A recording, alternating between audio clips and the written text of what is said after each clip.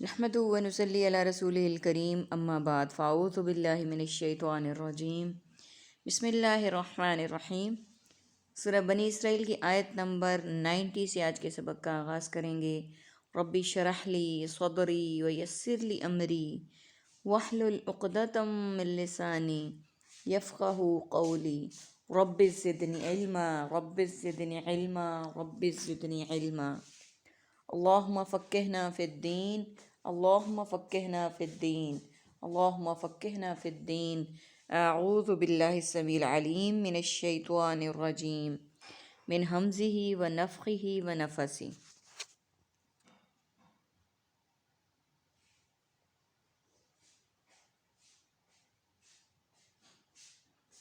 وقالوا اور انہوں نے کہا لن نؤمن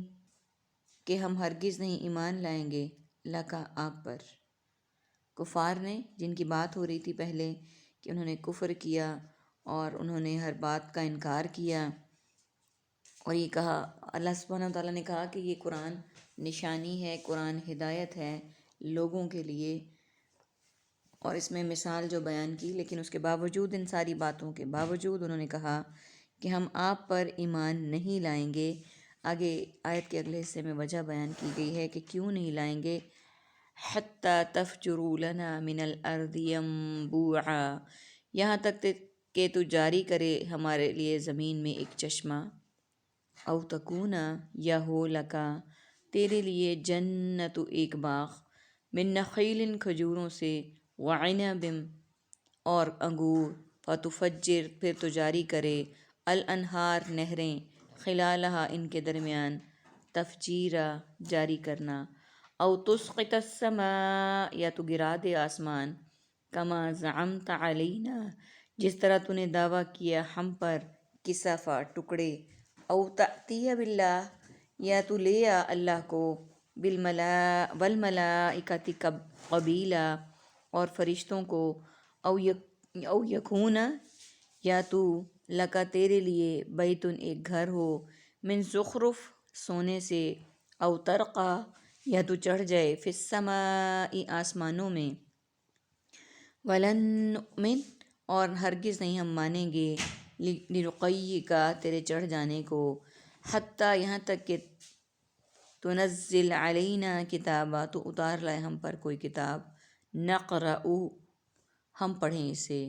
قل آپ کہہ دیجئے، سبحانہ پاک ہے، ربی میرا رب، هل کنت الا بشرا رسولا نہیں ہوں میں مگر ایک انسان رسول۔ سب سے پہلے ہم میننگز کو دیکھ لیتے ہیں۔ حتیٰ کہ حت الامکان، حت الوسعت، تفجرہ جاری اجرا، نخیل نخلستان، خلالہا خلل خلال، تسقط ساقط اسقاط حمل سقوط ڈھاکا، کما کما حقا، زعمتا زام میں مبتلا ہونا، زام باطل زعیم، علینا علیحدہ علی الاعلان اور علی العموم، قبیلہ مقابلہ اور مقابل، بیتن بیت اللہ بیت المقدس بیت المال، ترقا لرقی کا ترقی کرنا، ترقی پسند اور ترقی پسند ہونا، تنزل نازل نزول انزال منزل من اللہ، تقرأہ قاری قرأت مقابلہ حسن قرأت، کل قول اقوال مقولہ اور اقوال زرعی، سبحانہ سبحان تیری قدرت، سبحان اللہ، رسولہ رسول مرسل انبیاء اور رسول۔ عربک کے ورڈز دیکھیے، ینبوعا ایک چشمہ، عنب کھجور، کسفا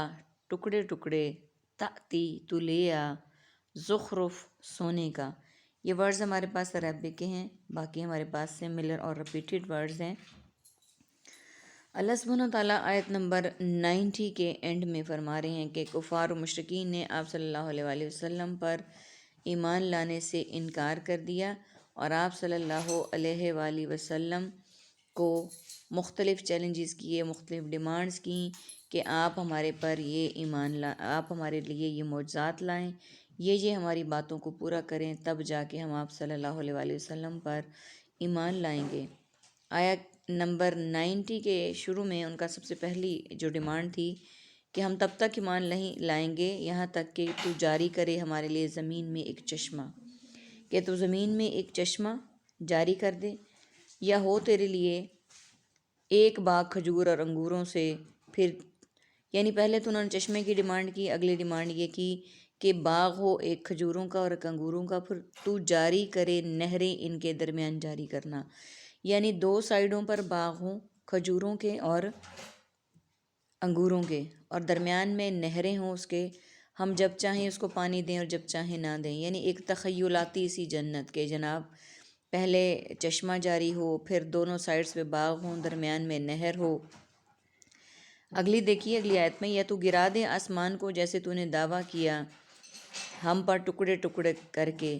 یعنی جس طرح انہوں نے شق القمر کی مثال کو انہوں نے بیان کرتے ہوئے کہا کہ جیسے اس طرح ہوا تھا، اس طرح تو ہمارے اوپر آسمان کو پورے کو ٹکڑے ٹکڑے کر کے گرا دے، یا تو لے آئے اللہ کو